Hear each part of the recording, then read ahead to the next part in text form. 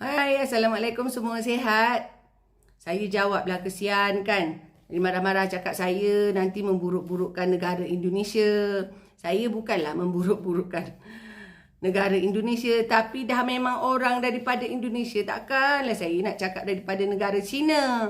Lepas tu pula ada pula yang bawah-bawah banyak punya tak puas hati dengan dosa kering semua bagai dah keluar pukul rata lah.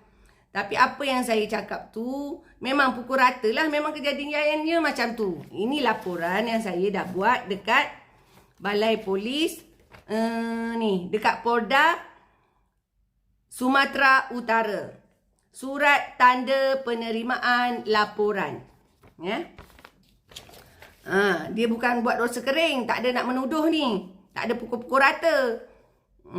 Ni saya bacalah susah ni. Bahasa dia susah saya nak baca. Berdasarkan laporan polisi nombor LP B1777, banyak sangat saya pendekkanlah.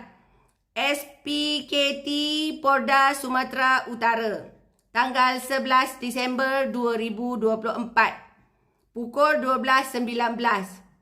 Bertempat di kantor kepolisian tersebut di atas lah. Di atas ni ya. Ditunjuk lah. Ni tanda tangan lah. Nanti cakap pula yang palsu pula. Lepas tu, telah melaporkan dugaan tindak pidana kejahatan terhadap perkahwinan. UU nombor 1 tahun 1946 tentang KUHP sebagaimana dimaksud dalam pasal 279 yang terjadi di JL Simanok nombor 3 kantor KUA Medan Belawan. Lepas tu dia adalah ni titik koordinat lah, apalah ni koordinat apa ni. Panjanglah dia. Dengan terlapor nama Dedi Saputra dan Suci Mulia. Panjang lagi lah nak baca. Kita bagi tahu yang penting-penting je lah. Pada tanggal 28 Februari 2024, terlapor Dedi Saputra mengirimkan foto dirinya bersama seorang wanita yang kemudian hari diketahui bernama Suci Mulia ke WhatsApp anak pelapor. Kemudian pelapor menemukan buku nikah milik terlapor Dedi Saputra dan Suci Mulia yang dikeluarkan dari kantor KUA Medan Belawan.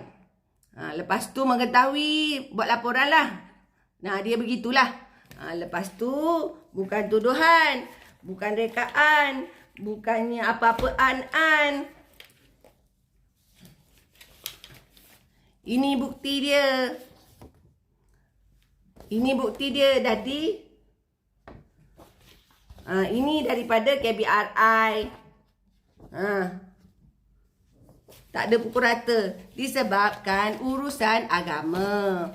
Jadi, kita kan pergilah. Kita kan ada cara. Kita pergi, kita jumpa, kita cakap. Tapi tak diterima oleh keluarganya dekat Aceh. Dia cakap, dah diceraikan begitu, begini, tak terima meroyan apa bagai.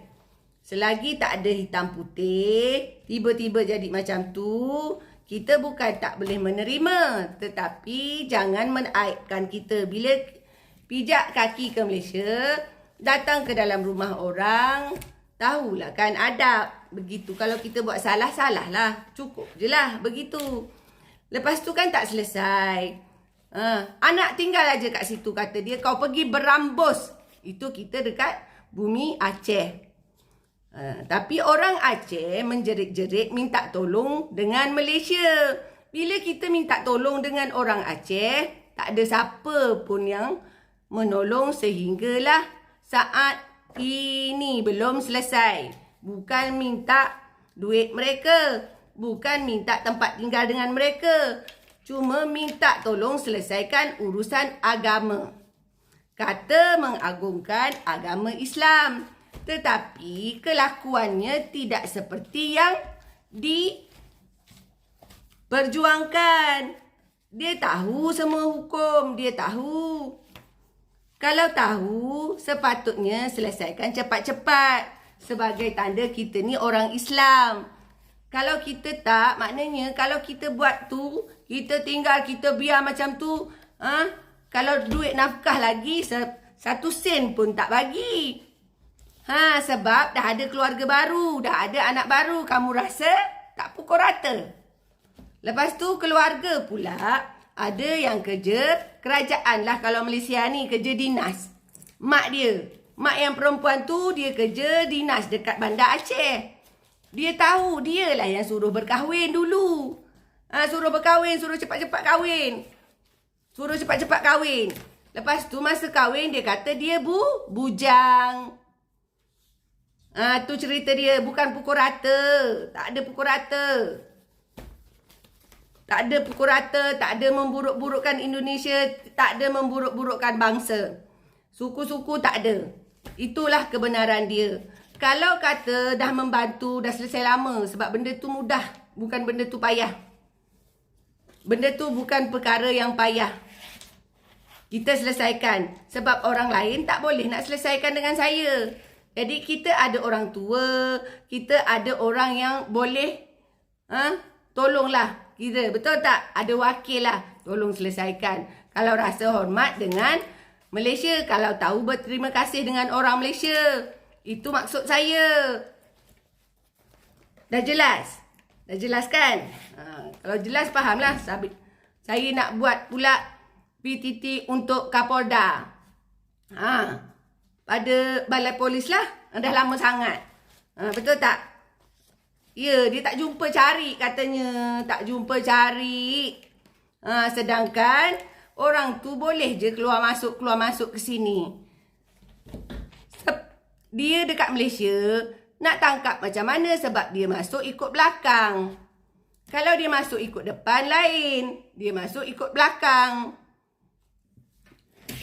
Kalau dah polis Indonesia bertindak, kan, dia pun tak boleh keluar juga. Takkan tak boleh tangkap. Dia bukannya duduk dekat langit. Dia ada alamat dia. Mak dia pun ada kat situ. Dalam laporan saya pun ada nama perempuan tu. Apa masalah dia? Kalau tak ada sesuatu yang faham? Sekian, terima kasih.